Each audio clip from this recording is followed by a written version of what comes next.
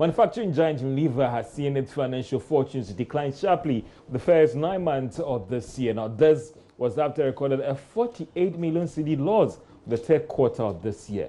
Could this Unilever's performance be a reflection of challenging times facing the entire manufacturing sector? We'll be getting some deep analysis and some understanding on what is causing this from my colleague Philip Nanfuru, who's here with me in the studio for us to talk about this. And interesting, because, you know, Unilever warned us about this. Indeed they did. It's about somebody telling us that, okay, don't expect anything from me this Christmas. And Christmas comes and it doesn't give me anything. So they warned us about a challenging times for them, and now it has happened. 48 million cedi loss for a giant like Unilever. What was the problem? Okay, so Unilever Ghana is part of a global brand, Unilever. They are producers and retailers of consumable goods, retail goods. Now, earlier on, sometime during this year, Unilever Ghana came out with a communique telling us that there are some challenges within the manufacturing industry and their own high inventory levels, which I'll explain later. And as such, it may take an effect or have an effect on their bottom line, on the financials.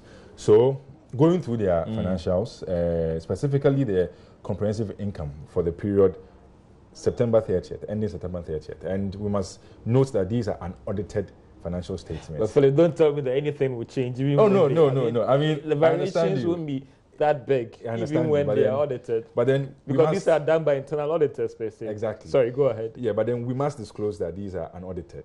Till the auditors present a true and fair view. What we are going by is the unaudited statement. Okay. Now, if you look at the comprehensive income part of the financials, you realize that there was a dip in revenue by 23% when I did the calculation. Now, their cost of sales, which is the cost you incur to actually produce your goods and services, actually went down. But if you look at the margin by which the revenue went down, it seems to exceed the margin by which the cost of sales went down. So when you compute, you realize that gross profit had shrunk. That's the difference between the revenue and the cost of sales. Now, when you're coming down, you look at their expenses. For example, let me go to ones that we can relate with. Brand and marketing investment expenses actually came down. Administrative expenses, you would expect that it will shoot up, but it went up marginally from 47.2 million to just 47.5. So that's a marginal increase. Now, when you come down, you realize that, okay, so as a result of the shrinking in their gross profit and more or less like marginal increases in some of the line items of their expenses, when you strike their operating profit, I beg your pardon, you realize that they're in a loss. Anytime you're going to financial statement, you see brackets. But in that earlier statement, they warned that some of their distributors are struggling to get their monies from the bank. So in terms of them paying for these goods that they're giving to them, it's taking some time. And also with respect to the current economic environment, in terms of, it appears, and this is an unintelligent guess I'm making, that disposable incomes have been affected. So if, for instance, you're buying 2 packets of Pepsodent, you may be doing 1, you're also looking at other things as well.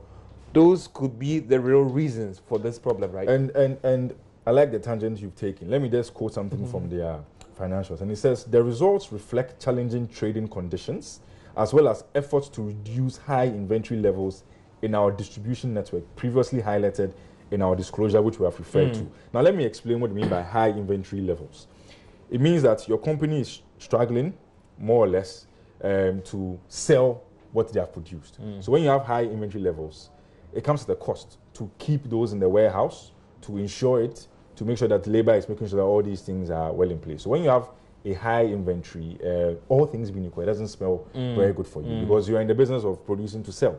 So when you're keeping a lot, then it means that they're not selling anything, so they're not gaining. Philip, I want to come to another thing, because when you look through the financials of these companies, and not just Unilever, I've seen others as well, the argument and the perception is that all these things are externalities. Now, if I look at their marketing and advertising budget, how is competition also hitting Unilever in terms of the fact that they have to step up pricing and all the rest? So you're putting in so much to produce the good, but when you bring it out, you are not making that good return on it because you need to maybe cut down the price to push the product on the market. We know Guinness is also having some problems. You know, some of these multinationals who are manufacturing here, the counterfeit goods from the Far East and all the rest. From the numbers, do we get a sense that, okay, it is not just about externalities, but also competition is hitting hard at these firms? Okay, so on the competition level, I'll speak based on anecdotal evidence. This is a brand that has been trusted over the years. And there are other brands coming from other parts of the world where they seem to compete, they are cheaper. We have the local factor in there where people easily relate to these and buy these.